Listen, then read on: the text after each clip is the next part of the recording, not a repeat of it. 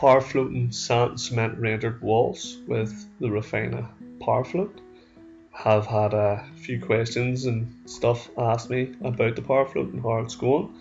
This is old footage here, and I'll show you how it's been getting on the new footage.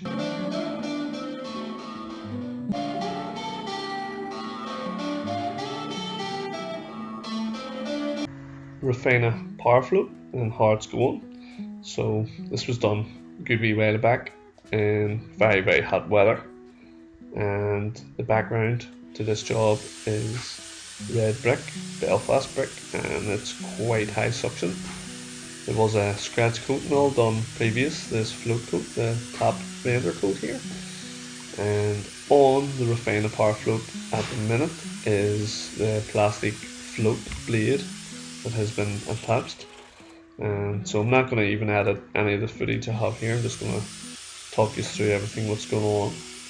And at the bottom there you'll notice it does have a wee swivel, which is handy. You can move the battery around a couple of different directions, make it comfortable for yourselves.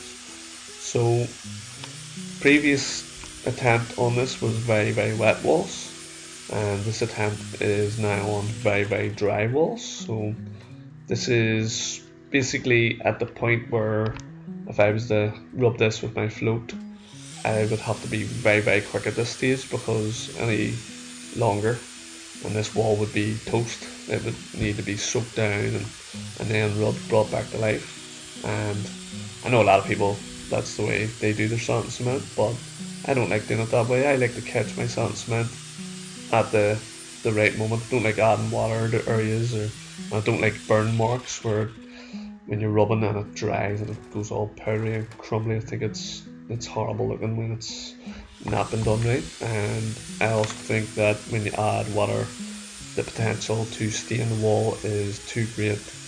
Although most walls will be painted, I don't like it. Even though the wall's going to paint it, I like to try and leave it all nice uniform colour. So again, getting asked about the powerfloat, not something I use all the time. Again, sand cement rendering isn't a job I do all the time either, due to inside jobs, pebble dicing and some screen, plasterboarding, skimming, devil floating inside, so K-rain jobs, whatever, a whole lot of things I do. So obviously this tool in particular won't be something I use all the time. And as you can see, this is my second time using it, and the first time I used it, the render was soaking, bad conditions, very cold. My render was not drying. Where this stage, this attempt is on the complete opposite. As you can see, I'm wearing a t-shirt, no monkey hat this time, and in my opinion, I'm getting on much better. And in my opinion, I could do with a couple more hours on this thing. As you'll see, the top was a bit awkward because I had to use crates and stuff, but you see, the longer it goes on, the more confident in the tool I get, and I get into a bit of a rhythm and routine with it. Obviously, the more you use a tool and the more you do a job, the better you will become with that tool and at that job. So I definitely think the more I use this, I'm only going to get better using it, and the more confident I have in it. As you know, if you lose confidence in the tool, you will not use it if it doesn't give you the results you're after. And again, I purposely have not edited any of this because I want to show all the raw footage. If I make mistakes, I want to show them. But you'll see how this wall finishes up at the end. So keep with me here, and we'll get to the end, and we can all critique the finish. Welcome to every comment here. As you can see, the powerfloat is, in my opinion, it's working quite well. For me to rub up this wall at this stage would have been quite hard work, and like I said, it's on the verge of being lost. With a hand float, I would struggle myself to get around it. I think I'm quick at rubbing up walls and getting them smooth, getting a nice floated finish and sponge finish, but I think I purposely went for this. I've literally took the full-on risk of let's see what this powerfloat can really do, and that's why I have sort of give it that sort of chance to dry up and see. I've had multiple people tell me that the power float's great for dry render, brings it back to life, and it's also great for wet render. It'll get over wet render well too with just a sponge. Again, I put the float attachment on this as I didn't want to just go straight for the sponge. I wanted to give it a go with the float here, and like I said, I think it's doing well. I purposely left a good few holes on to see what way it would fill them, and I think it does fill them pretty well. And you can see how confident I've already grew on one wall with this, and obviously the other wee wall was done with it as well at the 45-degree angle in the corner. And the reason I'm not going too close is that there is a slight twist. A bit on the far right, there's a slight twist, plus I don't want to damage the wall that's already rubbed and practically finished at this stage. But that's it with the plastic blade. You just can let me know what you thought of the plastic blade. Purposefully again left a few holes. This thing is just getting done with 100% power float until the next stage is. I'll have to keep an eye out for that. So again, just getting it started. Sometimes it's not 100% natural to me to use a power float because I've always done it by hand, manual. But straight away, as soon as I get this sponge on, I thought I'm so much more confident with the sponge than I am with the plastic disc blade. And the sponge just feels a lot more natural to me. It's a bit more forgiving. So I think if anybody is thinking about getting one of these, maybe try to possibly use the sponge more than the plastic one, or do what I do, just give it a go, just give it a full on go and see how you get on. Do it on something, don't take big risks. Do it on smaller jobs where you can easily just coat the whole wall again if you need to. And you can see, look at that hole, it does actually fill even biggish holes in quite well. Although it's still there, hopefully nobody keeps staring at that hole, but I will get that filled shortly. Like I said, I felt this sponge was just so much easier to work with than the plastic blade.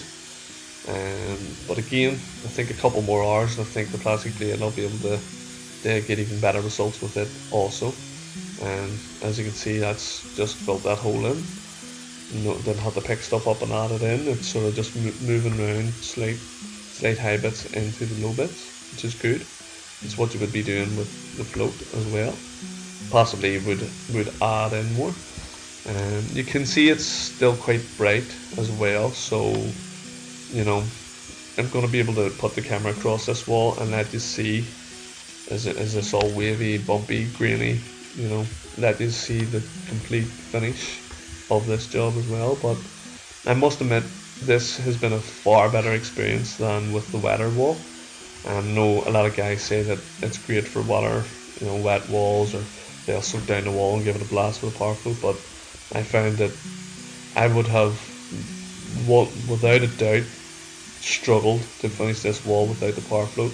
At this stage, I really let it go beyond what a hand float would have brought back, and the plastic float definitely did bring it back. And you can see a slight mistake there, and getting carried away, moving a bit fast, and it tends to vibrate when you get, it's like you need to just go easy with it and work it in instead of, I don't feel like you can force the tool to do it. You have to, when it's spinning, I feel like you have to sort of go with it. So at this stage now, after all the power floating, it's just a wee simple, just want to finish it off with the wee Refina sponge float here, and just clean down my angles and just double check it up close and personal. But as you can see, to me it's came up pretty well so far, and cleaning down my angles and stuff. So this whole wee yard was done with the power float, and same method went, get it straight, let the air take it, let the heat take it. You can see it's a wee bit later on here as the sun seems to have been blocked by a cloud now, it's not quite as bright. But yeah, I personally think this was, if you watched the my first power floating video where I power floated, I think it was first test with Refina power float, I'll drop the link in the description or whatever. I think that personally it was very difficult for me to get a good go at it with the wall being so wet. Believe it or not, this job has the exact same background as that job. They're both 100% done the same way, the same mixes. Everything is the same, bar the weather, the temperature. And that's one thing I really picked up on last time, where I thought that it was more my fault than the tool. I was using possibly the tool when the wall was too wet and didn't have experience in that tool for that type of condition. So what's your thoughts so far, guys? Is it a tool you're thinking of getting? Would you love to try it? Would you know? Is it too dear? It is. It's an expensive machine, but again, I think the cordless one has many advantages over one with a wire, especially where I'm working here. It's such a tight area. I have a mixer set up right in the middle of this yard, so having a power float with a wire coming around it, there's a lot of dangers and potential accidents that could happen from that. Even be it the wire getting tangled in the mixer or getting ripped out or something. So just think it frees up that kind of thing, as we've already got the wire coming from the mixer, so we've already got that bit of a nightmare. But yeah, so we'll be able to see here shortly this wall 100% finished. Like I said, there's no editing done here. This is just everything's been done. You have seen. As you can still see, I still need to rub that area a wee bit more. But compared to the first attempt, I think this one is a giant leap. And like I always do say, the more you do something, the better you'll get. And I think that same rule applies for myself. The more I would use this Refina power float for my rendering jobs, the better I'll get with it. And there's been a couple of other jobs, bigger jobs, that I was very tempted to test out the power float a bit more, but I myself actually just backed out and thought better to do it the way I know to get the job. It is a bit of a risk sometimes, as you see I'm actually finishing a wee bit here with the float with a bit of a hole, but it is a bit of a risk sometimes to try something different. So you'll always, if you're trying something different, you are always taking a bit of a risk, as I have seen people saying that they tried it with a K-rend, like a manicure finish, and it didn't go too well for them. They dug it in too deep and stuff. So yeah, if it works for you, it could work very well, but obviously it's risk reward sort of tool, I think. If it's going to work for you. Personally, there's a couple of times where I really was tempted to use it, but it was just too risky for me to try it on such a job with big fancy windows and stuff around it, and didn't really just stuck to my guns and said no, I'll do what I know is going to work here. But after this job, I must admit that my confidence is very, very much high on the Refina power float. I'm open to all your questions and all your criticisms here as well, guys, about the tool or whatever. Or if you're on the fence thinking about buying it and wanna ask me any questions about it, that's fine. I'm definitely here to answer them questions. I'm not telling you to buy it or not buy it. Just wondering what you are thinking on that tool itself. Is it something that's going to speed you up? Possibly could be good on a big cable. Like I said, I let that wall really on purpose, let that wall go to a stage where I would never have got it in shape, never in a million years with a float, and it's just too dry. I took a risk, and I personally think it's paid off on this job. The sun's coming across this. This is probably the worst type of sun this wall's going to get. I think it's came up well. But again, let me know what you think. What do you think? To me, you ain't going to get much better than this. If I did it by hand, I don't think it would have been any better. And this is 2 different times a day with the sun hitting it. I try to get it where the sun's coming down across for you. That's when, if a wall's going to look wavy, that's when it's going to look wavy. So You can see there's actually a wee bit of a stain there where I splashed it with a mixer, putting the other wall on, and had to just try to clean it off.